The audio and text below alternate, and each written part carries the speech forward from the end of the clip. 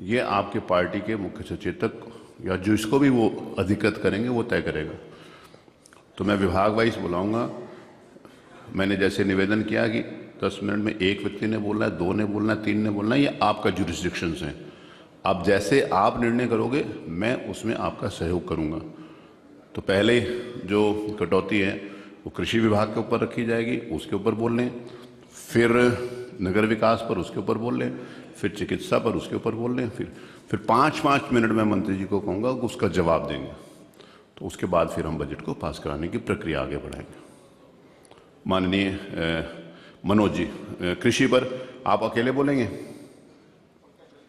हाँ ठीक है, फिर 5-5 मिनट बोलिए। जी, आपकी अनुमति से कृषि विभाग के इस कटौती प्रस्ताव अनुदान संख्या 11 कृषि तथा अन्य संबंध विभाग कृषि के अंतर्गत होने वाले परिव्यय की मांग की धनराशि घटाकर 1 रुपये कर दी जाए। कमी करने का उद्देश्य विभागीय नीति की आलोचना करना तथा सुझाव देना है। माननीय, मैं आभारी हूं। देश और उत्तर प्रदेश की सबसे बड़ी आबादी 62% अन्नदाताओं के इस महत्वपूर्ण विषय पर आपने हमें बोलने का और कटौती रखने का मौका दिया। मैं आपका आभारी हूं। मान्यवर, आज देश और राज्य की सबसे बड़ी जो आबादी है, जिसका सबसे ज़्यादा प्रतिशत और जिसकी सबसे ज़्यादा भागीदारी है, उसके रोजगार का एकमात्र सहारा कृषि है मान्यवर।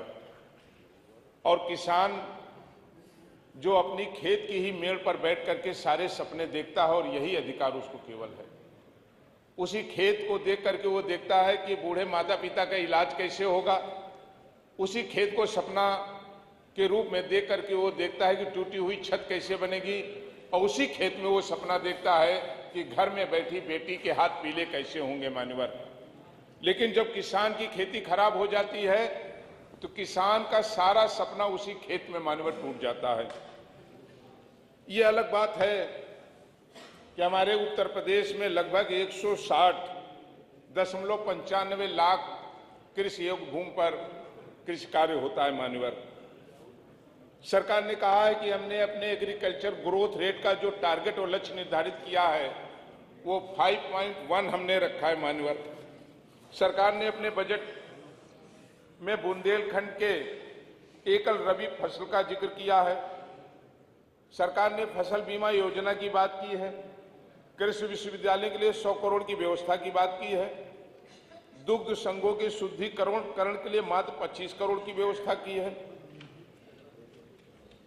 माननीय मुख्यमंत्री खेत सुरक्षा योजना में ऊंट के मुंह में जीरा 50 करोड़ लागत की व्यवस्था की है। निजी नलकूपों पर मानव 7 वर्ष से हम लोग सुन रहे हैं। इसमें कहा है कि हम कुछ पैसा फ्री बिजली देने के नाम पर भी हम देंगे, लेकिन ये स्पष्ट नहीं है माननीय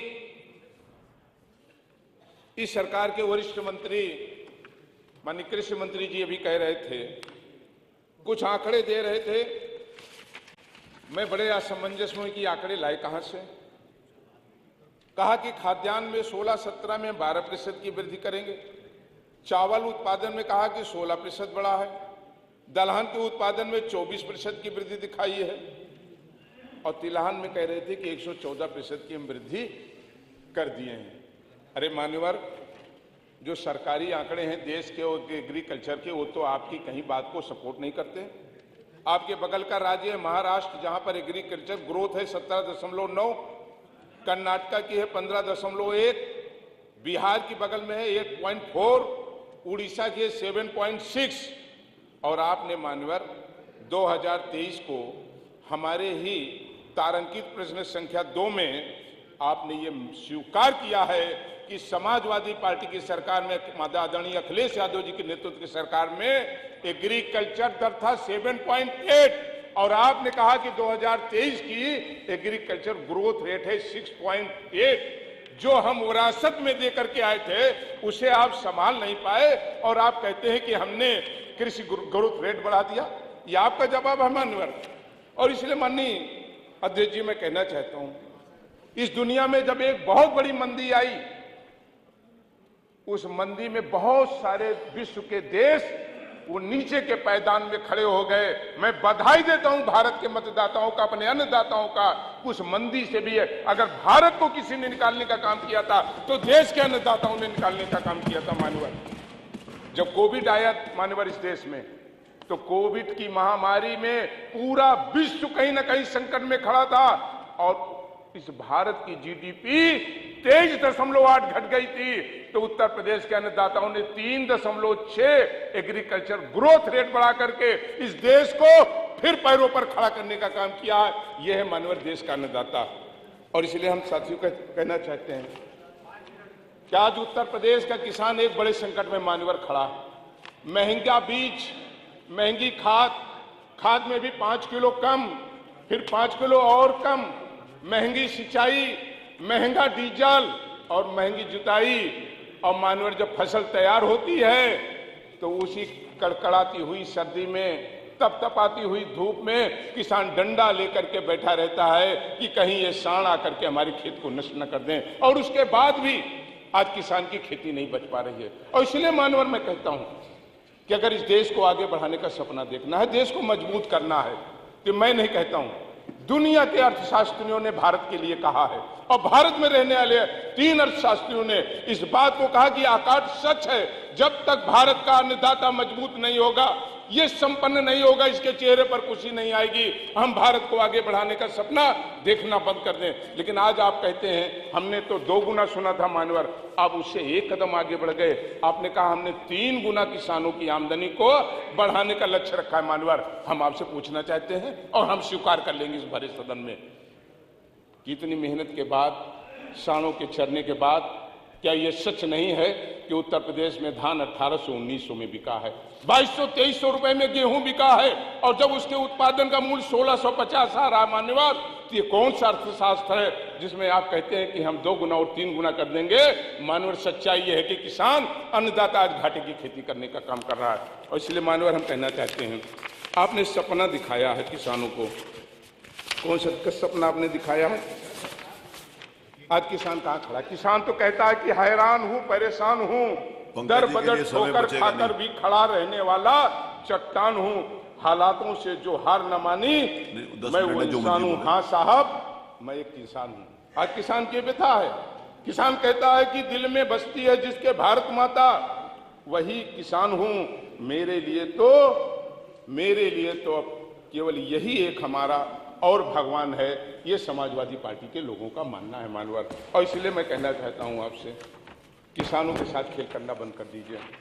आज किसान एक बड़े संकट से गुजर रहा है।